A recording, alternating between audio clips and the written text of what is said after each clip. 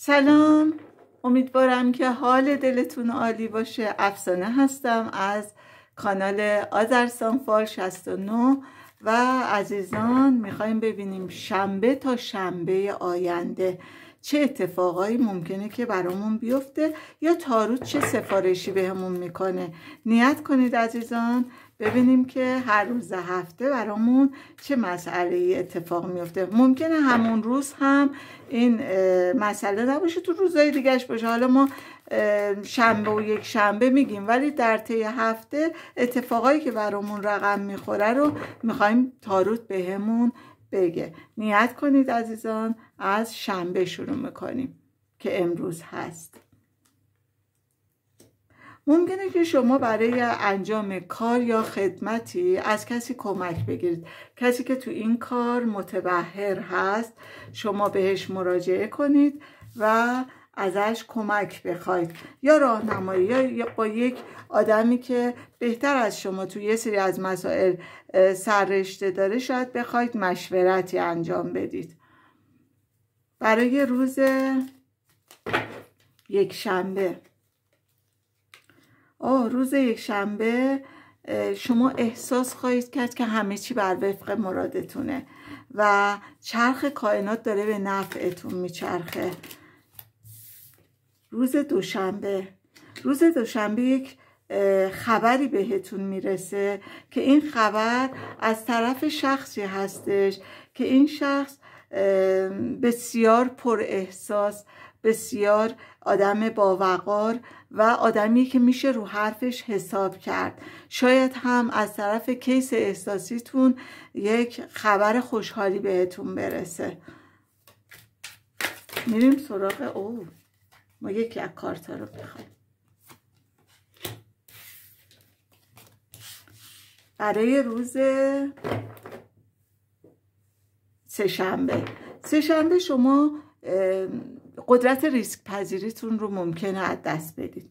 ممکنه که یک مقدار به فکر سرمایه هاتون باشید و دخل و خرجتون رو بخواید با همدیگه مقایسه کنید و برای اون مقدار پولی که دارید نقشه بکشید و سعی کنید حفظش کنید. شاید هم کسی بهتون هشدار میده که بابا دخلت با خرجت نمیخونه، پس مواظب دخل و خرجت باش. یا شاید هم یه حس خست و صرفه جویی بهتون رو کنه یا با یه آدم خسیسی شما ملاقات داشته باشید. برای روز چهارشنبه ممکنه که از یک مسئله احساس یأس و ناراحتی عمیقی بهتون دست بده. ممکنه که فکر کنید که دیگه اون اتفاقی که براتون افتاده دیگه آخرشه و شما نمیتونید دیگه از جا بلند شید. ولی خبر خوشحالی اینه که شما رو به آینده دارید. آینده بسیار روشن، دریا رو جلوتون دارید و خشکی و رسیدن به ساحل آرامش رو دارید. این کارت داره میگه که اگر شما توی یک مسئله گیر کردید و احساس یأس و ناامیدی میکنید، بدونید که فردی به کمک شما خواهد آمد یا اینکه خودتون با استفاده از فکر و عقل خودتون یه راهی برای بیرون شدن از این بنبست پیدا خواهید کرد. روز پنجشنبه داره بهتون میگه تعادل رو حتما شما مراعات کنید. بیارم اینجا که ببینید. میگه توی هر مسئله‌ای، چه مسائل عاطفیتون، چه مسائل خانوادگیتون، چه مسائل کاری و مالیتون، سعی کنید که تعادل رو نگه دارید.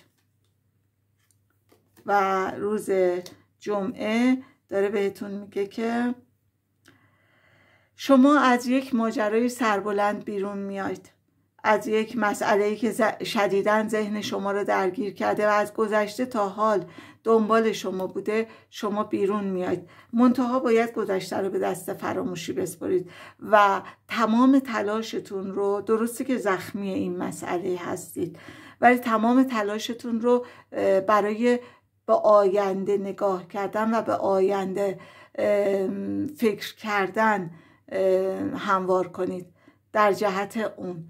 و اما ببینیم که ته دکتون میگه یک مسئله هستش در حال حاضر که به شما استرس و نگرانی میده. سعی کنید که یا با یه آدمی که اهل فن هست مشورت کنید، یا اینکه با استفاده از شهودتون، با استفاده از